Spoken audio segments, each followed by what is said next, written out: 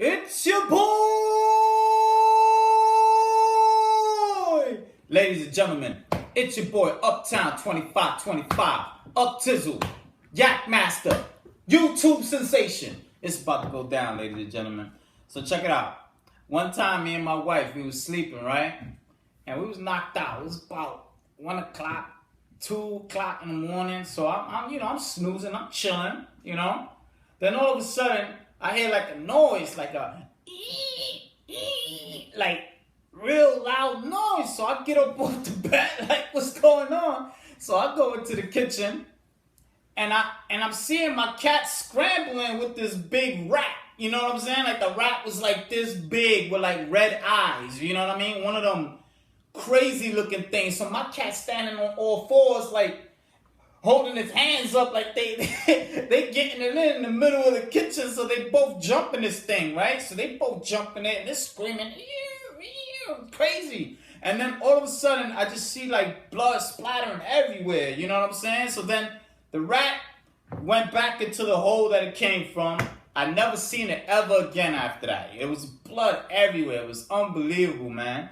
But that's when we lived in like a real ghetto crack spot, you know what I mean? So it was just real bad, reminiscing on those days. But beyond that, around the same time that this was happening, I had got into a little altercation in the laundromat, right? Little dispute. So then the cops was called, right? So when the cops came, the officers came, they came and like, yo, what's the problem? And I'm like, listen, man, ain't no problem. It was just a little dispute. That was it. So then the officer's like, oh, nah. You stay right here. We gonna take you. I'm gonna take me in for what? You know what I'm saying? Like, there's nothing happening. So I start walking off. So when I walk off, now mind you, the officer's black, and the couple of the other ones were white. But the black guy just grabbed me, like, so I turned around and he punched me.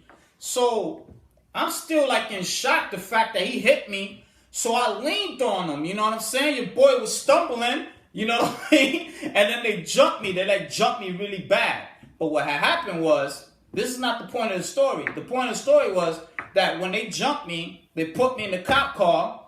Then my wife went into the cop car. You know what I'm saying? Like, and went to the precinct with me. You know what I mean? So the person that was there saw that I was going into the precinct, going to jail or whatnot. So they took the opportunity to rob my apartment, And they took everything. The computer, everything. You know what I'm saying? So my wife is going up the stairs, and then like she hears noises in the apartment, and she saw that the door was open, so she went downstairs and got my boy Jay. My boy Jay went up with her, trying to hold down the spot. So they go upstairs, and then everything's robbed or whatever. Point of the story is that the person who saw me, I only knew the guy for like 2 years. You know what I'm saying? So I only knew him for 2 years, and I invited him one time to my house. One time I invited him to my house, and out of those 2 years, that one time that I invited him, that's the same guy that robbed me, from what I was told from other people. You know what I'm saying? The word on the block. So anyway, now I'm like thinking this is the worst thing that ever happened in my life. And then my boy tells me he was drinking in front of his building, and like in front of his building, and then like he's drinking with the homies and stuff like that. And my boy's an OG. He chilling, he drinking, he was smoking, things of that nature. Things that people do in the street. So all of a sudden, he starts seeing like furniture coming down, like, you know what I'm saying? And then like people moving, like a moving van, like taking the furniture up and down the stairs. Not realizing that, he didn't realize anything, but he started realizing, hey man, that furniture is looking kind of familiar, So he's looking at the furniture. He's like, hey, I got those same couches, So then he goes upstairs after he's drunk out of his mind, and it was his furniture that was being moved out. They moved him out like it was ridiculous. Like all his furniture was gone, and his pit bull is like sitting there staring at him like, yo, dog, we got robbed. He like, my boy boy was so mad, yo. Oh man, it was unbelievable. But when he told me that, he was literally across the street. Don't drink and do drugs, ladies and gentlemen. Not good for you. You know what I'm saying? It's not good for you.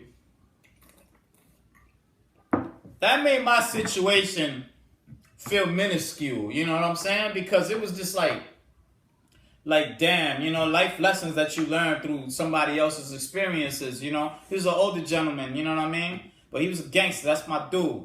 And but on another note, things started to change around that time, like when I got robbed. So I went looking for the guy.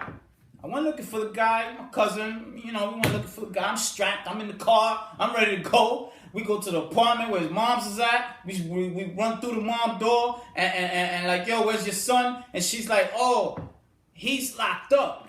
And I'm like, what? So he's locked up, but it wasn't for the situation that happened to me. And then after all this, I start looking for him and everything like that. I go to his apartment and everything, and his house got burned down. I don't know why. So it was just like, at that point where I was about to do the deed, because I was really about to kill this guy. Real talk, I was really about to kill this guy and turn myself in, because that's how upset that I was. The cops wasn't doing anything about it. Nobody was doing nothing.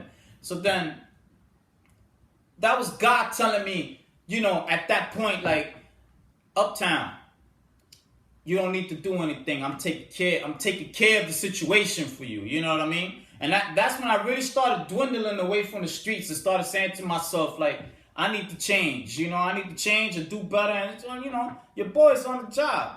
But anyway, on another note, another funny situation was my boy Goldie. I was across the street sipping my yak, doing my thing, and Goldie's in front of the store with the homies. So the cops roll up, right? Bam! They stop everybody, put everybody on the wall. So Goldie's talking smack. Like, and Goldie's a small guy. He's not that bigger than me. You know what I mean? He's pretty stocky though. You know, he's a little diesel guy. You know what I'm saying? Shout out to Goldie. So Goldie tells the cop, you know, after they put everybody on the wall, searching them and everything, he tells them, yo, listen, yo, if you didn't have that badge, I will beat you up. You know what I'm saying? So the cop was like, what? You know, the cop was big. So we all looking at Goldie like, what are you talking about? You know what I'm saying? The cop was pretty big, white guy, so he was pretty big. So Goldie was like, I'll lay you down. So the cop starts taking off the badge. You know what I'm saying? He starts taking off the badge, took off the gun. So I'm like, yo, it's about to go down. You know what I'm saying? So the cop was like, all right. And then they let Goldie go. They let the cops go. So I'm like, oh, man. So this dude, the cop swung and Goldie ducked and grabbed him by like the pants leg. And lifted the cop with one hand upside down, man, and started punching him, man. Yo, all the officers jumped the crap out of my boy, you know what I'm saying? They all got locked up, you know what I mean? But it was so hilarious that this small guy, this stocky little guy, grabbed the dude by his pants leg and just lifted it in the air. I was like, oh, man, that was like epic. Shout out to my boy Goldie, man, keeping the gangster as always, man. But yeah, man, those were the good times right there, man. It was definitely going down, man.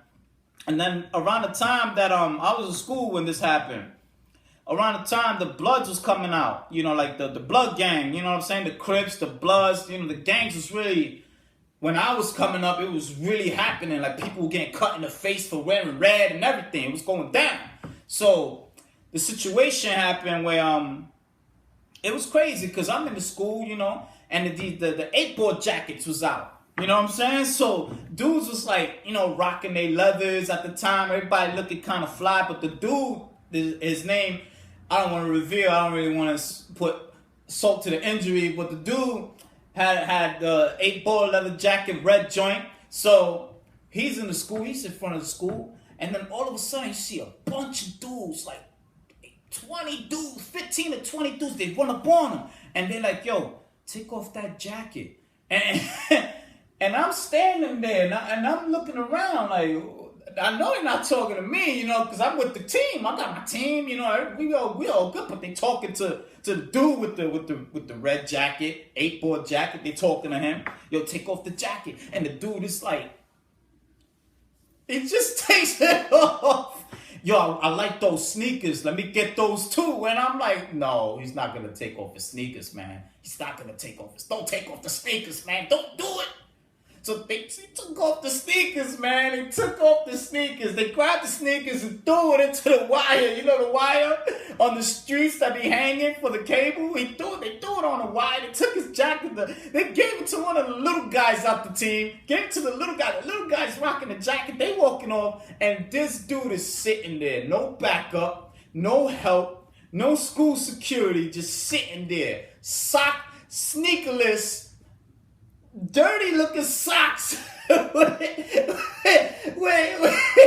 no jacket. It was cold. And I was like, oh my God, man. Like, yo, luckily I got away with everything. I was rocking any color that I wanted because I was cool with all the members. Like, whoever was down with what, I was cool. I was tight with all of them. I was bridging the gap between the 4th and Bronx River where we was creating peace, you know what I'm saying? But it was just one of those situations, ladies and gentlemen, man, where it was just going down, man. It was some good times, man. It was pretty much crazy, man. Oh, another thing I want to tell you guys, man. My boy Julio, right? My boy Julio grabbed he grabbed like a computer piece from the job. So the manager was like, yo, he asked the manager, yo, can I keep the computer piece? And the manager's like, yeah, you can take it. So Julio's locker was in the 2nd floor, not in the basement. There's 2 locker rooms in the basement and the 2nd floor. So the manager noticed he's going down to the basement. So now Julio went and stashed like a drinkable yogurt, one of them Dannon yogurts, and stashed it in the box with the computer. So he's going downstairs, and the manager's like, all of a sudden, the manager starts getting curious, so the manager starts following him. He starts following him.